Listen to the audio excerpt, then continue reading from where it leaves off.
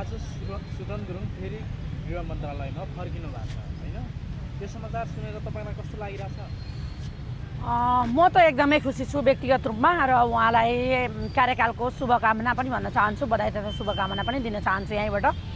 म मात्रै होइन, आज माइती घरमा हेर्नुहोस् त यो दर्जनौँ टेन्टका हरेक पीडितहरू एकदमै खुसी हुनुहुन्छ। तपाईँले त माग पनि गर्दै हुनुहुन्थ्यो सुदन गुरुङ आउनै पर्छ भन्दै हुनुहुन्थ्यो। होइन, आउनै पर्छ, ल्याउनु पर्छ, लिएर आउँछौँ भनेका थियौँ। आज आउनुभयो। हामी जति खुसी कोही पनि छैन। यो गोर्खाको छोरा, सच्चा सपुत, नेपाल आमाको छोरा, आज यो देश हाँसेको दिन हो। आज तपाईँ साँच्चै खुसी हो दिदी? साँच्चै हो, नेपाल हाँसेको दिन हो भन्दैछु क्या म।